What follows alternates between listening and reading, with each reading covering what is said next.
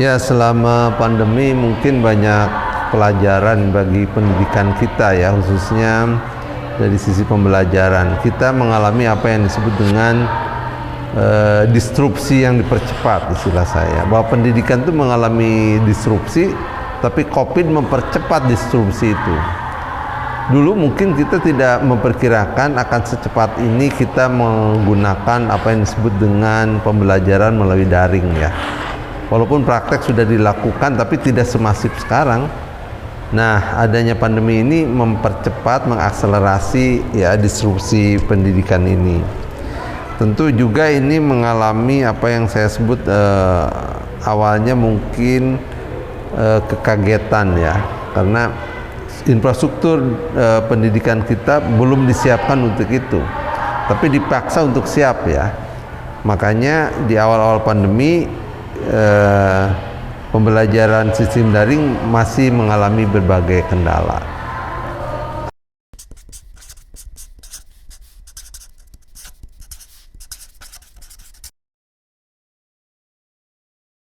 Ya, kita melakukan pembelajaran daring kurang lebih 2 tahun. Kalau saya bagi di tahun awal dan tahun kedua memang berbeda pelaksanaannya ya. Di tahun awal banyak terkendala, termasuk di jaring, termasuk infrastruktur ya, dan juga mengalami apa yang saya sebut dengan kegagetan gitu ya, pembelajaran yang biasanya tatap muka sekarang dengan melalui daring. Nah, di beberapa daerah dan tempat mengalami selain tadi kendala-kendala di jaring, juga untuk kelompok masyarakat rentan tertentu juga kesulitan ya adanya alat-alat seperti smartphone atau laptop gitu. Nah, oleh karena itu kalau ditanya apakah pelaksanaan ini sudah berjalan dengan baik dan efektif, di tahun awal kita masih banyak kendala ya. Di tahun kedua sudah menuju arah perbaikan. Saya kira karena pemerintah juga sudah mengevaluasi apa yang sudah dilaksanakan di persekolahan, kemudian juga melibatkan berbagai unsur. Di situ ada pemerintah daerah, ada stakeholder pendidikan. Nah, di tahun kedua saya pikir saya amati ya, kelihatannya ini banyak teratasi lah ya persoalan-persoalan, kendala-kendala yang menyangkut PJJ atau belajar daring itu. Namun secara umum memang kita masih mengalami lost learning ya, dibanding kalau pembelajaran tatap muka. Pembelajaran melalui jejaring atau daring ini evaluasi berbagai pihak itu mengalami lost learning gitu.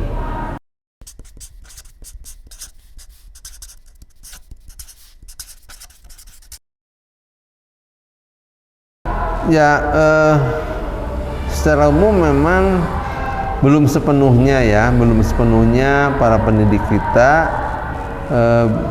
melakukan apa yang disebut transformasi digital ya gitu. Belum sepenuhnya.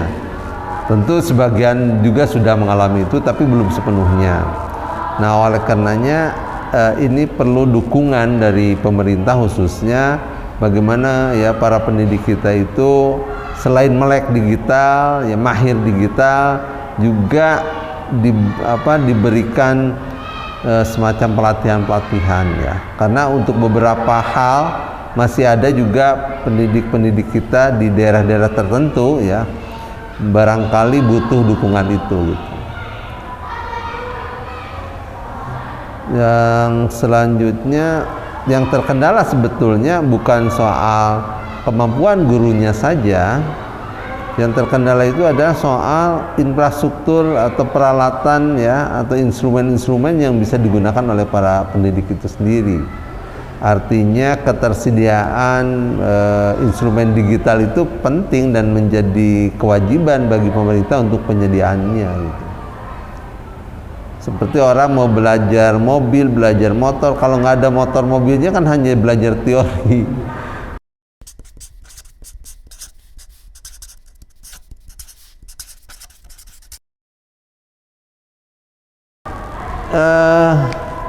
Sebetulnya tidak seluruhnya begitu ya. Mungkin sebagian ya ada kendala-kendala para pendidik kita untuk menerapkan pembelajaran melalui daring awalnya ya. Tapi kan di tahun kedua saya katakan itu berangsur-angsur sudah membaik. Di awal-awal ya mengalami berbagai kendala ya. Nah, tapi yang substansi sebetulnya adalah karena guru-guru kita selama ini belum sepenuhnya disiapkan untuk menghadapi pembelajaran daring ya. Sebelum COVID itu kan nggak disiapkan. Baru setelah COVID, ya pemerintah, ya sekolah, ya komunitas pendidikan baru ngeh bahwa betapa pentingnya pembelajaran daring. Dan itu pun sampai hari ini kan saya masih menemukan daerah-daerah yang kesulitan ya mengakses internet karena jejaring gitu. Artinya infrastruktur digital kita belum sepenuhnya mengcover wilayah Indonesia gitu. Dan ini menjadi kendala.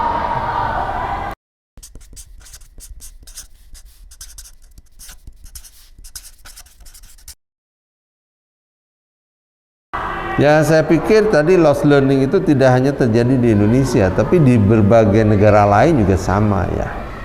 Karena apa? Karena keterbatasan belajar daring dengan belajar tatap muka kan berbeda ya. Gitu. Jadi kalau belajar daring punya keterbatasan tertentu, apalagi yang belajar materinya misalnya soal praktek ya. Yang semacam itu kan itu tidak begitu efektif sebetulnya daring ya. Makanya itu terjadi lost learning dan bukan hanya di Indonesia, saya kira di hampir semua negara gitu. Ya, dampak negatifnya tentu tadi ya terjadi lost learning. Secara umum berarti kualitas pendidikan mengalami kemunduran ya, secara umum akan begitu. Tapi tidak hanya di Indonesia, saya pikir di berbagai negara juga mengalami itu.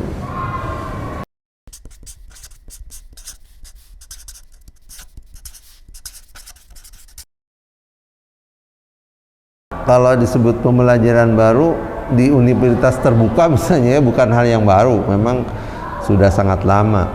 Di beberapa sekolah tertentu mungkin juga ya daring sudah dilakukan sebelum pandemi, mungkin dengan di sekolah-sekolah unggulan misalnya punya teknologi ya, punya modal besar, itu bisa dilakukan daring. Tapi saya tadi katakan selama COVID terjadi maka semua kan harus melakukan itu. Ya, makanya ada yang saya sebut tadi, ada transformasi dari yang tatap muka ke daring. Kalau pertanyaannya mana yang lebih unggul, tetap tatap muka jauh lebih unggul daripada daring gitu ya. Saya pikir sekolah sekarang melakukan daring bukan karena inovasi awalnya ya, tapi awalnya itu karena keterpaksaan kondisi tertentu selama pandemi, maka dia daring. Beda dengan daring karena tadi inovasi, itu dua hal yang berbeda. Tapi meski begitu, sekarang sebetulnya sudah banyak inovasi-inovasi ya dengan daring itu. Misalnya guru merubah metode yang sesuai, terus pelibatan alat teknologi yang lebih canggih. Ada semacam yang saya lihat tuh classroom yang sifatnya digital gitu ya, atau smart room gitu. Itu sudah terjadi ya. Nah, itu inovasinya, tapi umumnya karena awalnya kena COVID, ya terpaksa harus daring, baru melakukan inovasi-inovasi. Tapi umumnya sih memang manusia begitu, karena kondisi tertentu orang bisa jadi karena ada kreatif, ada inovatif gitu ya. Jadi inovasi yang menjadi triggernya itu karena pandemi, orang melakukan inovasi-inovasi gitu.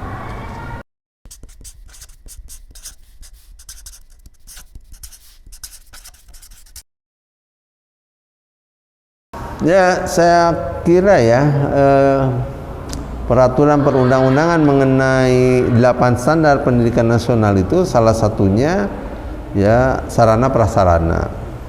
Nah, sekarang harus dimanai standar sarana prasarana pendidikan itu plus sarana prasarana digital.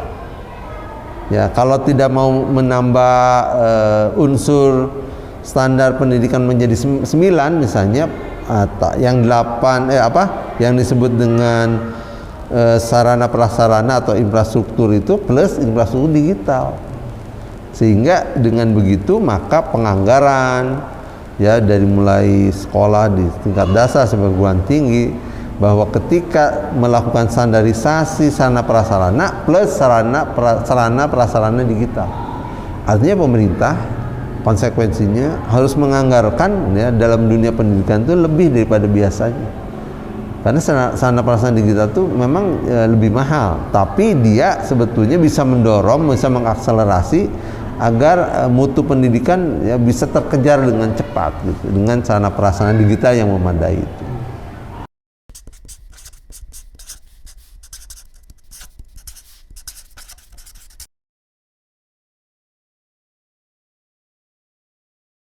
Ya, satu sisi memang dunia media pendidikan itu banyak membantu proses pembelajaran selama daring ya.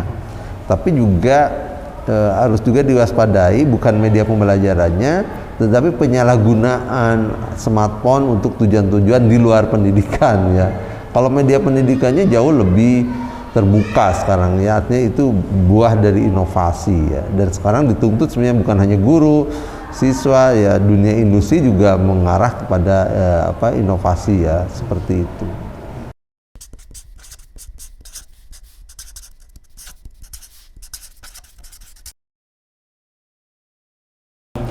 Ya, kurikulum kan sekarang sudah mulai dicoba untuk melakukan adaptasi ya, disebut dengan apapun namanya lah ya, kurikulum prototipe atau kurikulum sekolah penggerak atau apapun namanya.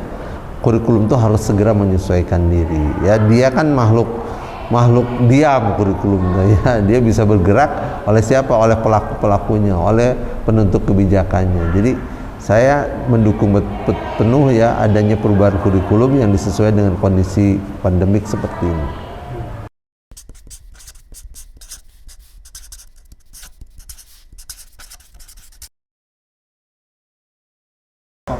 Ya, COVID ini membawa hikmah. Saya selalu bicara, selalu ada hikmah di balik musibah gitu ya. Pandemik ini melahirkan hikmah-hikmah, ada oleh-oleh selama pandemi, antara lain ya tadi bahwa nanti new normal itu pendidikan kita tuh tetap harus melakukan daring ya, secara blended atau hybrid. Jadi mungkin ke depan sekolah tuh yang biasanya 5 atau 6 hari, mungkin tatap mukanya cukup 3 hari gitu, selebihnya bisa daring. Atau tetap tatap muka misalnya, tapi dibarengi dengan daring dalam jam-jam tertentu gitu. Jadi ini sebuah oleh-oleh ya selama pandemik yang akan dibawa nanti di new normal. Artinya paradigma pendidikan harus berubah. Kelas-kelas yang tadinya fisik sekarang bisa kelas-kelas virtual gitu. Dan ini harus butuh merubah paradigma berpikir para penentu kebijakan, juga para pelaksana di tingkat persekolahan.